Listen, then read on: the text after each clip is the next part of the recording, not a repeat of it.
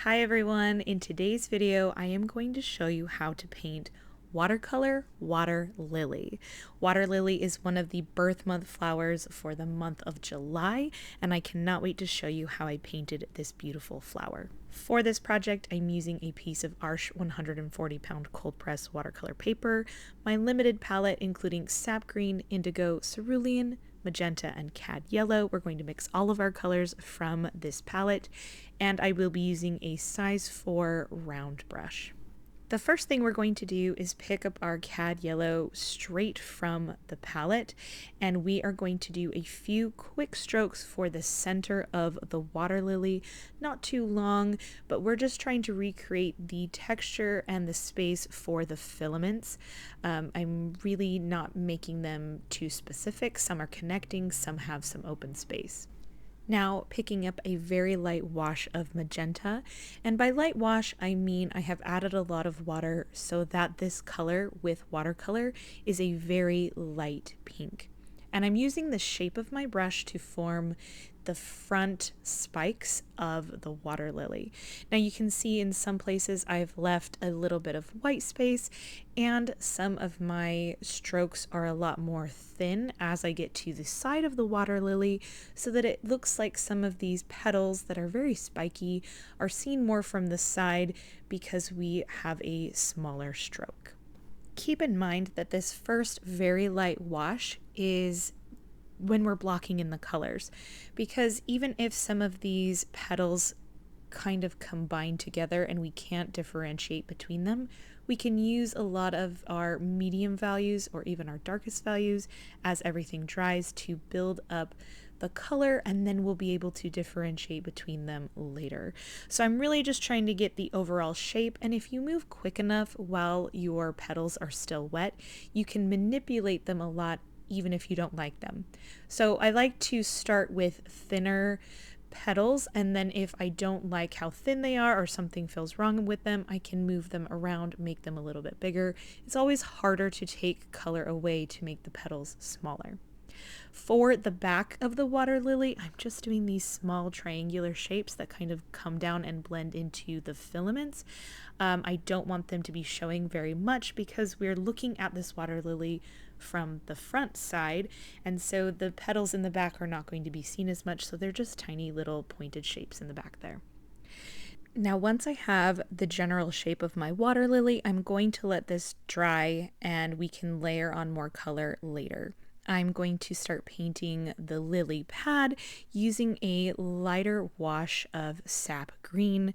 I like to start by outlining my water lily, and remember it should be pretty flat to get the right perspective. And then very quickly I use paint to fill in this outline, being careful to outline very carefully around the bottom of the flower portion, and then filling in the rest of the lily pad very quickly so that I don't get a hard line from the outline that I did on the edges. Then I can take more sap green in a concentrated form, less water, and put that around the lily pad in certain places, especially underneath the water lily and on the edges.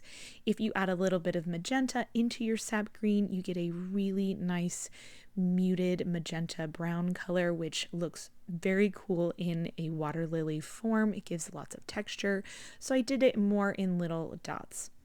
Also, don't forget that while your lily pad is still wet, you can use the other end of your brush to push a line through the lily pad and get the vein, because the watercolor will flow into that vein and create a perfect line that you don't have to worry about painting later.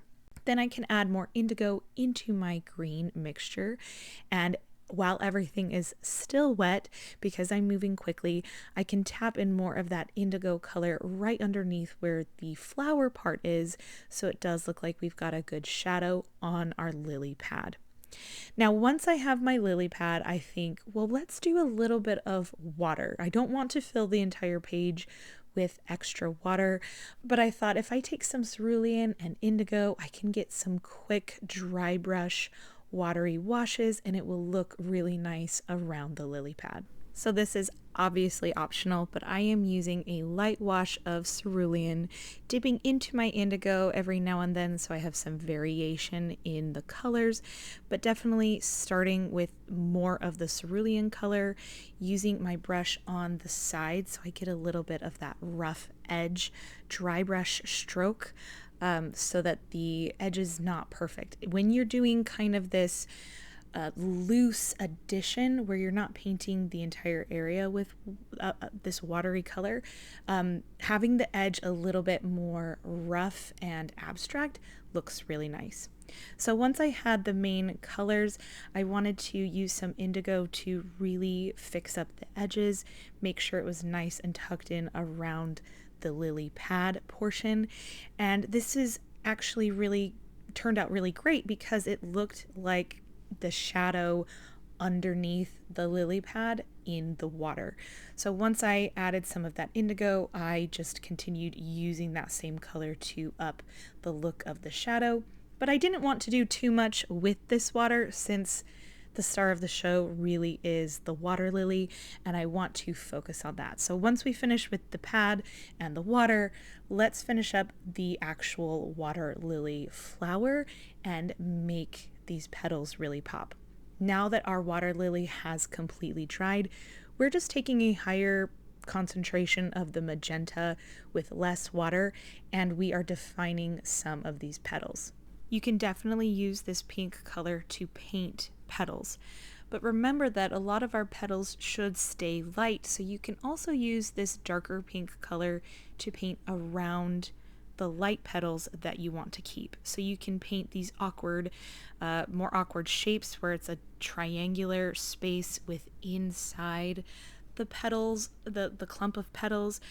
You can paint some from the side, and also in the way that we didn't worry too much about our petals combining or not being, the differentiation between petals in that first layer.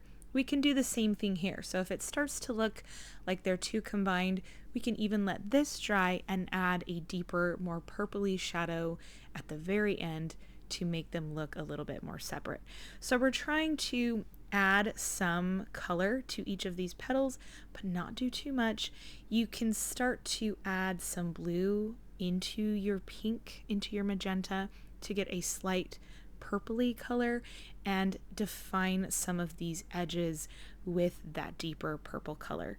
The goal is to define some of the edges without overtaking the initial color that you have down, having a medium layer and a dark layer. So here I've added a lot more blue.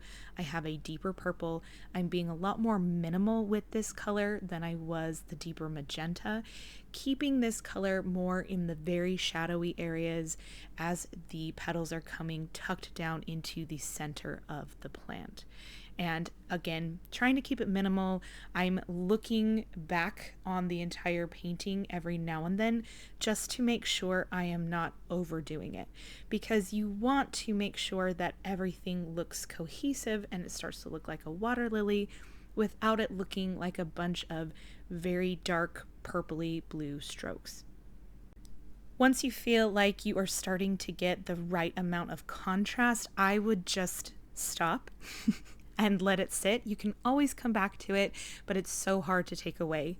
I'm going to use some magenta and yellow to create a very deep orangey red color, and I'm going to fill that in at the base of my center yellow filaments, also negatively painting around the tip of those petals and helping them become more present. So now we can see the edges a little bit better because we have that deep orange color. You can do a few more strokes of that darker purple once everything has started to dry and you see where it needs to be. But that is it. That is the water lily. I'm writing water lily and July because this is for a series, but this is such a fun flower to paint any time of the year. I know you will love this. Please let me know if you have any questions below, and I will see you all in the next video. Bye, guys.